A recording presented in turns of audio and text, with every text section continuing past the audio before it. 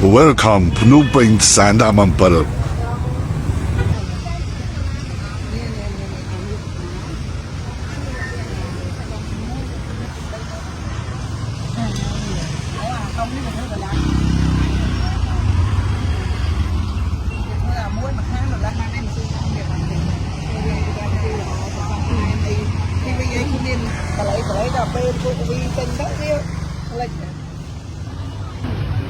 Bài đúng không?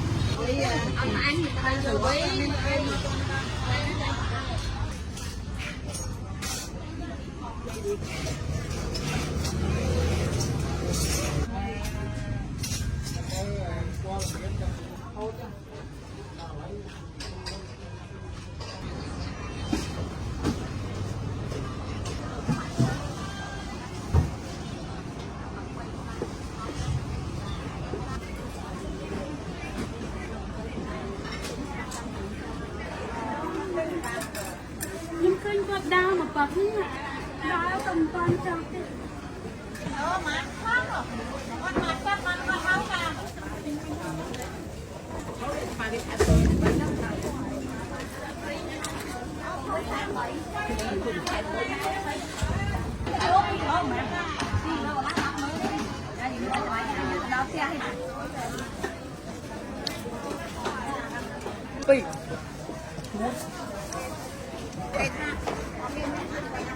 bây giờ mà bạn thế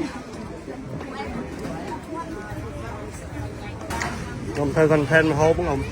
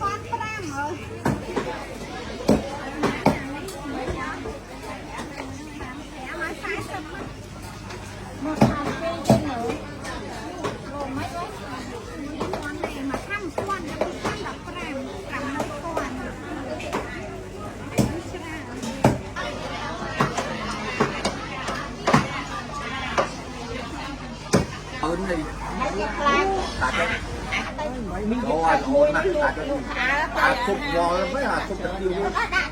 Bò nó cùng buồn nè. Đó.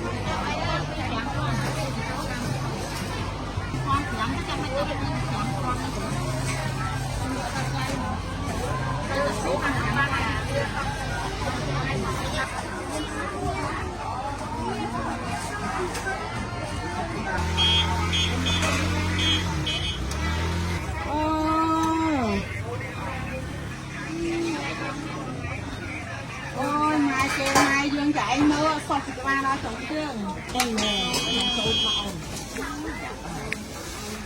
sọt trong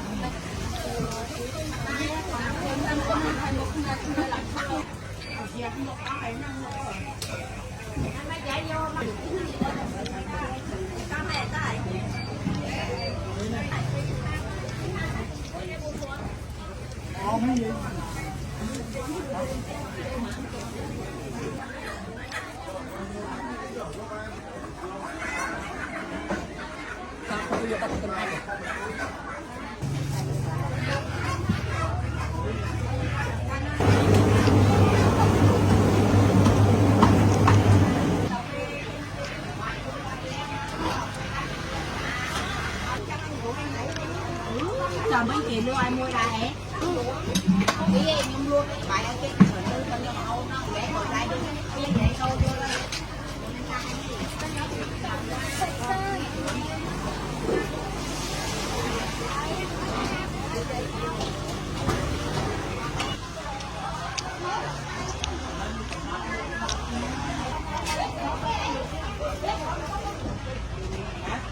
đăng này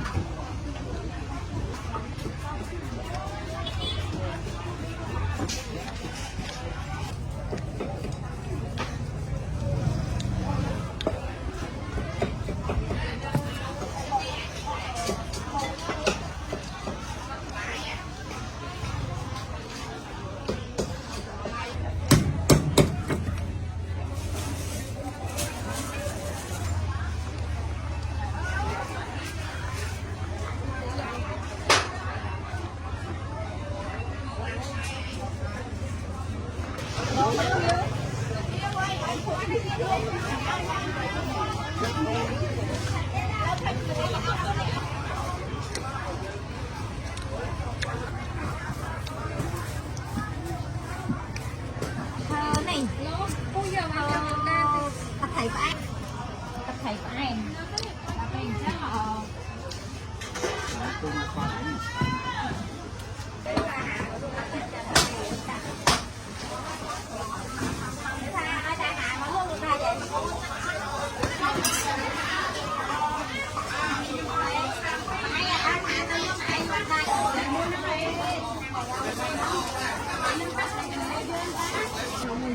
tinh sườn này mà thầy nó hấp ơi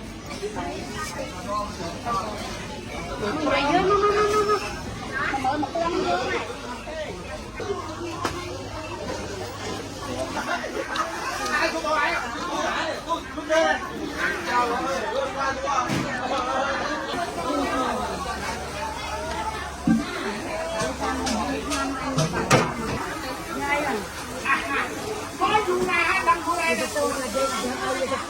tôi lên mua cho nó chân buông ngồi xài